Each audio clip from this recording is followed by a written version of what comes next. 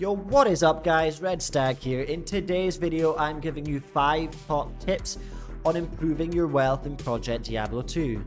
Now this is particularly useful considering Season 2 is fast approaching. This will mean that if you apply the tips, you will be ahead of the game and get to focus on what matters most, slaying those demons. Now today's video is going to be a short one, so without further need for an introduction, let's get into it. 5 top tips for improving your wealth in Project Diablo 2. See you after the intro.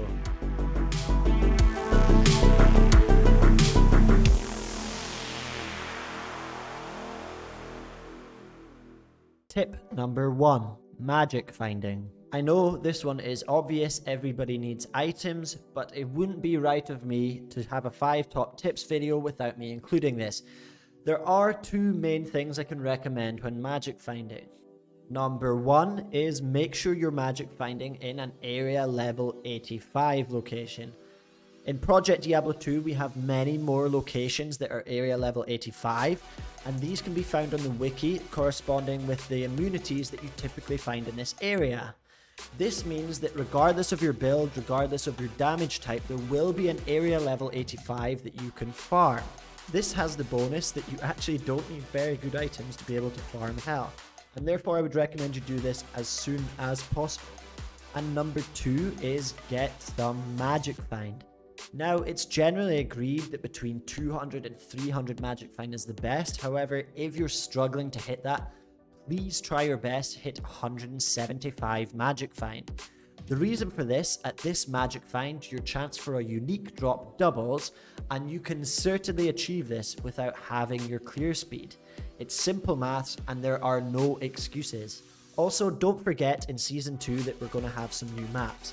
There are likely going to be at least one map that fits your damage type and your playstyle, so I strongly recommend adding these to your magic finding repertoire. You know, bonus density and bonus magic find can only be a good thing. Tip number 2.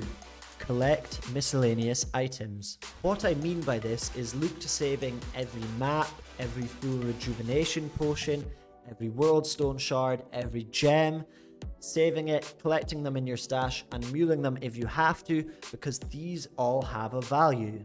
Especially with the new maps, there are likely going to be people buying maps that fit their damage type and playstyle.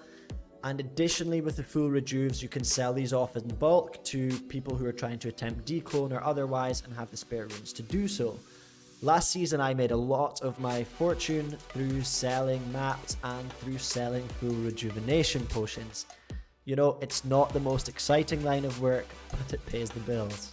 So again, do not forget these. Pick up and store to sell in bulk miscellaneous items.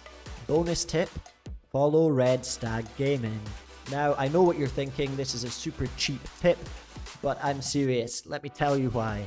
I always aim to provide you with value through valuable information in the form of tips, guides, and research that I've done, and with this you can optimize your Project Diablo 2 experience. One example of this is I recently went through all of Senpai's Twitch streams to find out what we're likely to see in Season 2. This means already you can get an idea of what the meta might be in Season 2 and therefore where the valuable items might lie and how value chain might change. So by clicking that subscribe button with notifications on, you can make sure you're first to see any new information that I release to help you get ahead of the game. Every little helps. Now back to the real tips.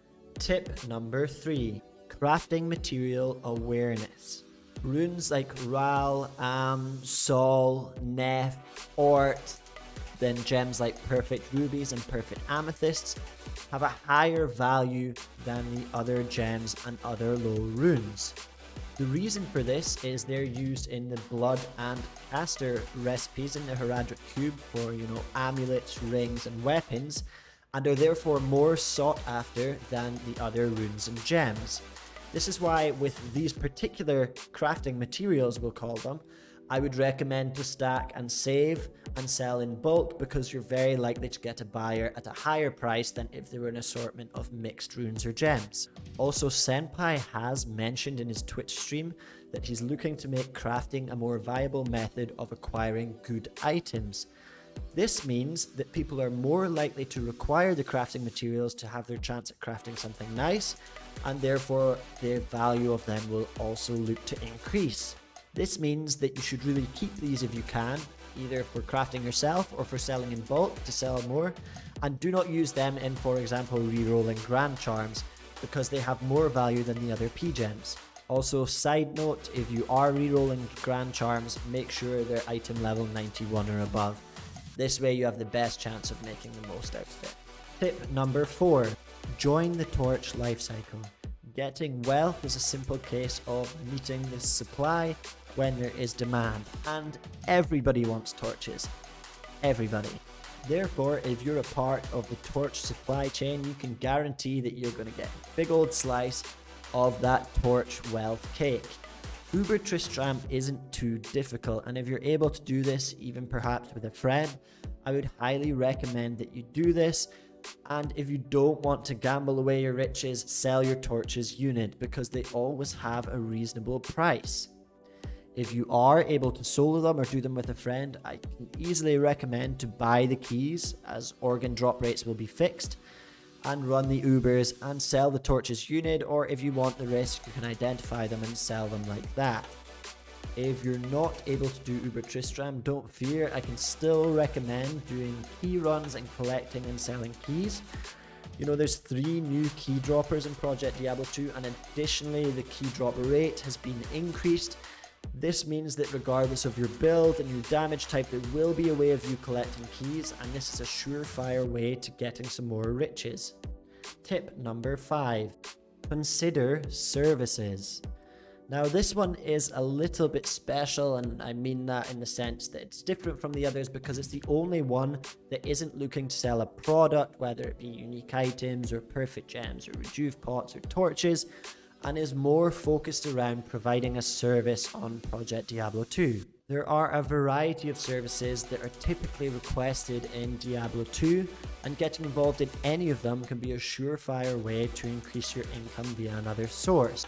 Service examples that you might like to get involved in include things such as rushing for Hellforge, rushing for fixed rune prices, Uber Tristram services, declone services, Baal bug gating into the next difficulty, etc. All of these are examples of services that you may be able to provide, and therefore will be able to get some form of income for doing so. Now that concludes my 5 tips, however I am not quite finished. I have a question for you. What are your wealth building methods in Diablo 2? I'm going to pin a comment below this video of wealth building community methods, and you can share your method of accumulating wealth in Diablo 2 with the rest of the community. This way we have a centralized place where we can all find out how we can build wealth. I really look forward to hearing the ideas out there because I am sure I have not covered everything. Now, I hope with the video and with the comment trail that's going to follow that you got some value from this video, and if you did, please remember to hit that subscribe button and the like button. I'd really appreciate it. And until next time guys, Red Stagg out. GG.